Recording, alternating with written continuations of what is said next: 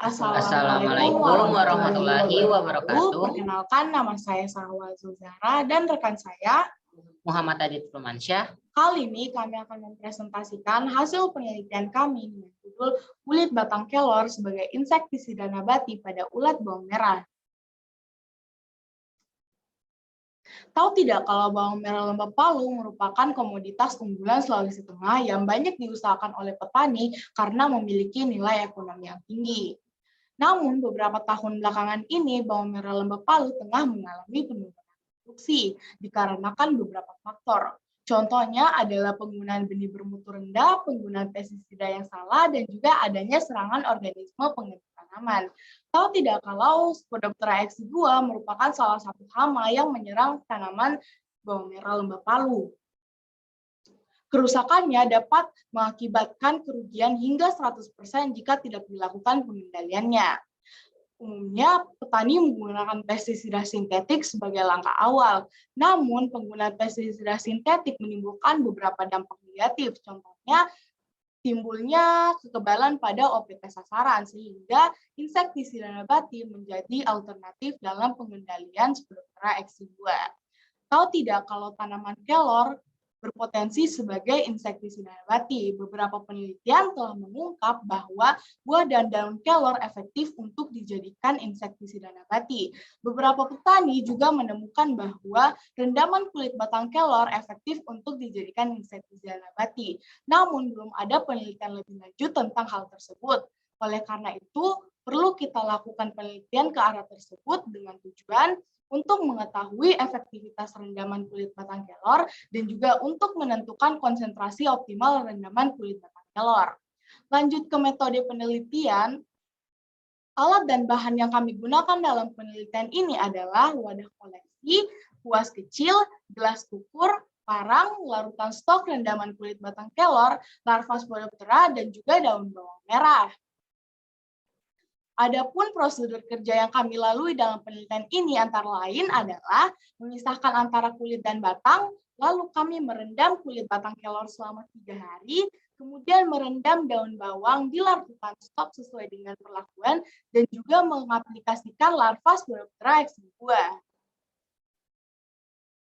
Penelitian ini menggunakan rancangan acak lengkap dengan 5 perlakuan dan 2 kali ulangan, dengan menggunakan mortalitas Spodoptera exigua sebagai variabel penelitian. Berdasarkan hasil penelitian yang dilakukan, nilai persentase rata-rata kematian larva tertinggi sampai hari ketiga terdapat pada perlakuan 100% dan terendah pada 0% atau kontrol. Hal ini menunjukkan bahwa tingkat mortalitas larva meningkat seiring dengan meningkatnya konsentrasi perlakuan. Untuk perlakuan 25% dan 50%, tingkat kematian larva sampai hari ketiga hanya berkisar 40 sampai 50% yang mengindikasikan bahwa kadar larutan mematikan pada konsentrasi tersebut masih rendah, maka dapat disimpulkan tingkat kepekatan satu larutan berpengaruh terhadap tingkat kematian serangga uji. Selanjutnya, pada hasil analisis sidik raga menunjukkan bahwa air rendaman kulit batang kelor berpengaruh nyata terhadap tingkat mortalitas larva Spodoptera exigua yang ditandai dengan F hitung lebih besar daripada label. Hasil ini menunjukkan bahwa semua konsentrasi memiliki nilai mortalitas larva lebih tinggi dibandingkan dengan kontrol. Artinya, pestisida nabati dari kulit batang kelor dapat berperan sebagai racun bagi hama ulat daun. Berikutnya, pada hasil analisis uji lanjutan menunjukkan bahwa konsentrasi 25% dan 50% yang ditandai dengan huruf A tidak berpengaruh nyata terhadap tingkat mortalitas larva Spodoptera exigua. Namun, berbeda nyata pada konsentrasi 75% dan 100% yang ditandai dengan huruf B. Berdasarkan hasil pengamatan perilaku larva, gejala keracunan ditandai dengan berkurangnya aktivitas larva seperti diam di tempat, bergerak lambat dari biasanya, mengeluarkan kotoran lebih sedikit dari biasanya, hilang atau berkurangnya nafsu makan, hingga mengalami kematian yang ditandai dengan perubahan warna pada tubuh larva seperti pucat atau hijau kekuningan, hitam kecoklatan sampai hitam pekat seperti pada gambar perbandingan. Tubuh lunak dan ketika ditekan mengeluarkan cairan serta berbau busuk. Setelah beberapa jam, tubuh larva mengering berwarna hitam seperti hangus terbakar.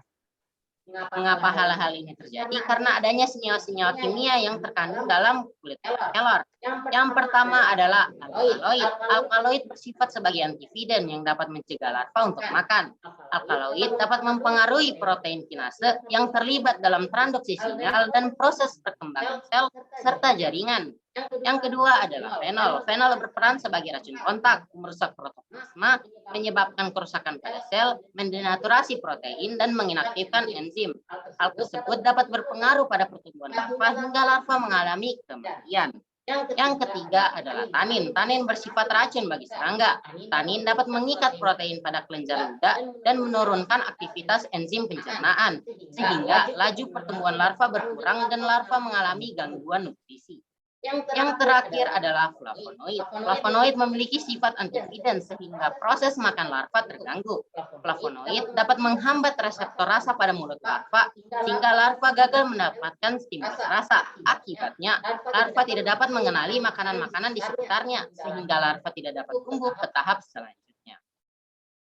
Kesimpulan dari penelitian ini adalah yang pertama, kulit batang kelor efektif sebagai pestisida nabati bagi hama Sporifera. Yang kedua, konsentrasi 75% memberikan pengaruh terbaik terhadap mortalitas hama Sporifera. Sekian dari kami, tim SMP Al-Azhar Mandiri Palu. Terima kasih atas perhatiannya. Wassalamualaikum warahmatullahi wabarakatuh.